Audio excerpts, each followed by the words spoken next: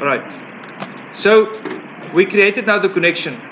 Now it's going to irritate us a bit, so you'll see if you scroll a little bit down, there's a login prompt part. That is true. Just make that false. Just untick the login prompt on the connection. So click on IDEO connection, go to login prompt, and just untick so that it's false. Okay, IDEO connection, by properties, login prompt should be false. Right, then we go to our tables. The connection itself, we don't need to rename the component. We can leave it as is. With our IDEO tables, I would advise you to change the table name. But before we do that, so what we'll do, right on top, by connection, you choose, by connection, choose the drop-down box, choose IDEO connection 1. Alright, so there's a few things. You're going to choose that IDEO connection 1, then you're going to go right down to table name, click there, drop-down box, and then you'll see the tables that you've got in your database will appear. Choose the correct one you want to, it can be any one.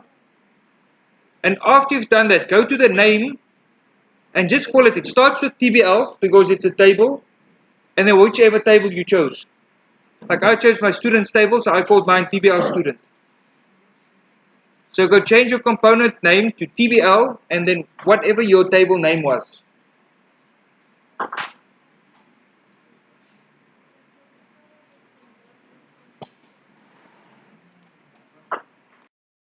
Thing we do, you click on your DB grid. Then if you look at the properties for DB grid, there's one called data source. Click next to it, drop down box, choose data source 1.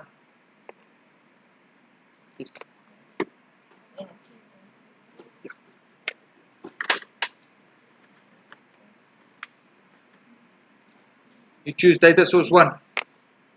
So what we've done now, we connected the connection with Microsoft Access with our database. We linked these IDEO tables with the connection, and we linked our data source with the DB grid. Now we must just tell the data source where is it going to get its information from. So for now, by data set, choose one of your IDEO tables. You can choose any one you want to. I started with TBL student, and you'll select that. So by data set, choose one of these 3. And once you've done that, go to your tables, so all 3 of them. You go right to the top. You'll see there's an active property. Just make it true. Make all your IDEO tables, the active part, to true. And then you should hopefully see your information already popping up.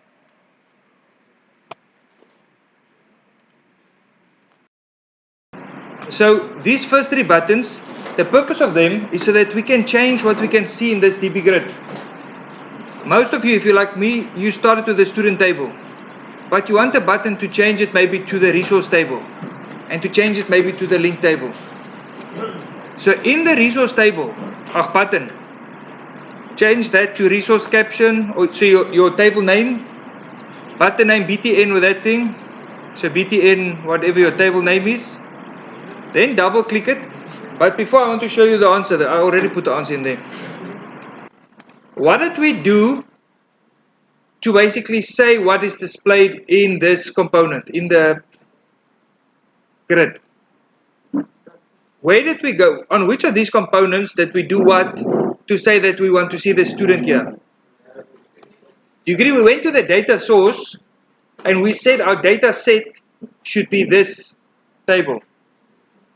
So if you want to change it with the resources one, we just do the same thing, but just now with code, where we just say our data source, the data set of the data source should just now be TBL resources. And like for the student one, I didn't do that one. But so if you do the student one, because if the person wants to change it back, you're just going to say our data source, the data set should just be TBL student. Okay, that's all you do. Alright, so what we do now, if we play this program,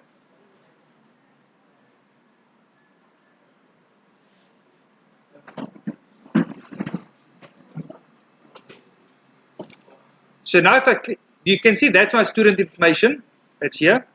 So if I click resources now, it's my resource table. And if I click student again, it's my student information.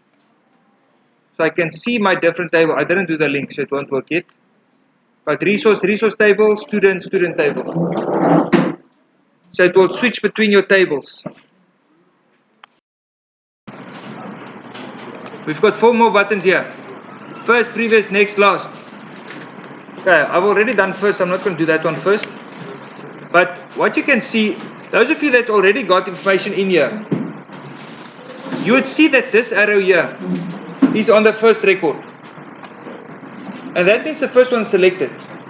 But now let's say we want to just move along, and that's where these buttons are for. So to go to the next record, if I click this, I want the arrow to just move down 1. If I click it again, move down 1. If I click it again, move down 1. While if I click last, I want it to go to the last one. If I click first, I want it to go to the first one. Previous must just go back 1. So up, up, up. Okay, all good. So it's actually easy. If we just do it for the student table. So in my student table, so my table student, what do I want to go? So I'm on the next button. Do you think I want to go just next? That's all we do. Alright, so this will go to the next record in my student table. The only thing that will maybe make this a bit more tricky is because we've got it here, but we don't know which table. It could be the student table or it could be the resources table. We don't know which one. So what will we need? That if it's the student table, we want to do the if next and after student table next. But if it's the resource table, we want to take the resource to next. What structure do you think we'll need? The if statement. You agree? So we just want the if. And you agree? Where will we know which one is displayed? Which property of which component will tell us which table is being active? Yeah, the data source. We've just changed it here. So if our data source 1, if its data set is equal to, so we're comparing, we're not making it equal to, we're checking if it is table student. So if the data source data set is table student, then say that one next. Otherwise, yes, stand up people, please greet sir.